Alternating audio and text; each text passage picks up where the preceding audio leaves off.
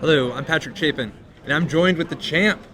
How you doing from Saturdays, from the first Saturday event? I'm doing pretty good. It was a good weekend. That's fantastic. You played. Tell us a little bit. First, tell us about yourself and the deck you played this weekend. So I'm Jacob Tobey from Denver, Colorado, and I played Kibler's Green-Red Aggro list this weekend.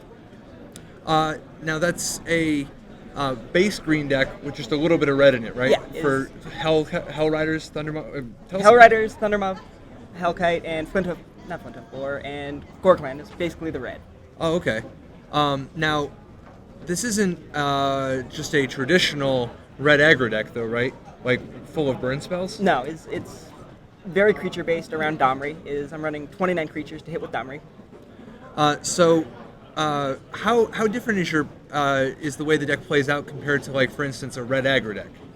I felt like I was a lot more controlling. Like against the aggro decks, I felt like I was the control matchup. I would sit there with Hell Rider or something and ping him for a couple of turns, and then just have my Thundermaw sitting on defense sometimes. And then the Thundermaw often came in just to finish the game when I needed him. So, did it sometimes seem like your deck was and for those first, real quick, just for those not familiar, do a quick rundown of your creatures. You know, just starting from the smallest all the way up to the biggest. Okay. So I'm running 4 Arbor Elves, 2 Elvish Mystic. And then I have, in my 2-drops, I have 4 Stranglergeist and 4 Flint. All right, Magic players, welcome to round number 7. 3-drops. You have 50 I don't think I run any 3-drops. Domri Rade. And then the 4-drops, Hellrider and Gorklam. And then Thundermaw at 5. Oh, and then also the Ooze at 2. Ooze at 2. Ooze is at 2. And then your only removal outside of, like, dueling with Domri Rade is Mizium Mortars. Is that correct? In the main deck, anyway. In the main deck, yeah. Mizium Mortars is the only thing there besides Rampager to get rid of other creatures. And just like if a controlling deck, doesn't play blue, it ends up looking very, very different. Like a mono black control deck isn't really the same kind of archetype as a blue control deck. Here we see an aggro deck that, even though it has red, isn't really a red aggro deck because of the lack of burn. Yeah. Is it safe to say that it feels more like a green-white creature deck? It just so happens that that your creatures have haste instead of being bigger. Yeah, I felt like it was, instead of just going big with a white creature, I'm just having haste to just come in and close out the game. Absolutely, and one of the big reasons to play the sideboard, from what I've been hearing from people, to play the deck, from what I've been hearing from people, is one of the sideboard cards, Burning Earth. Yeah, Burning Earth was amazing. Every time I played that game, I felt incredibly far ahead. Oh, okay, that's excellent. Now, what did you change compared to what have you done different than what Kibler played at the World Championships?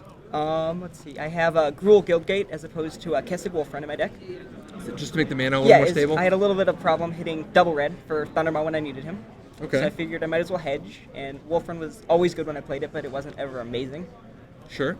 And then I think the rest of my main deck is the same as his that he ran there. And then out of the sideboard? Out of the sideboard, I had 3 Volcanic Strengths to help deal with the mirror matchup, and Jund as well.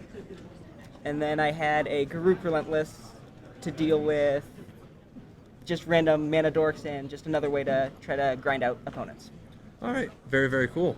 Anything you would do different in the future, or do you think the deck's still a good call in the metagame? I mean, you won the tournament yesterday. Yeah. I feel like the deck's still a good call, and I feel like the mirror matchup's kind of important. Like, I tried Fog today, and it didn't work amazingly, but I feel like there's something that would break open the mirror matchup. Interesting.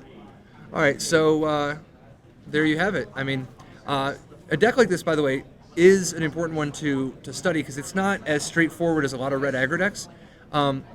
It is actually kind of rides the line between 2 different archetypes. One is the classic Kibler style. Whenever Kibler plays red decks, like he top-8 in Chicago many years back, his Wrath the Awakener deck, which did not feature very much burn. Like that deck, this deck doesn't feature very much burn, just a few Mizium Mortars. But then it also has some elements of almost a white weenie approach, where you just are throwing out tons and tons of creatures and just bashing your opponent. But at the end of the day, it still is it's mostly a red aggro deck, just a little bit different of a variation. And finding where 2 of the different archetypes overlap is one of the important skills to understanding the different types of decks that come out, because many decks are not exactly one deck. They're often going to be hybrids between 2, as talked about in Next Level Deck Building. But anyway, hey, congratulations this weekend, Tobey. Thank you.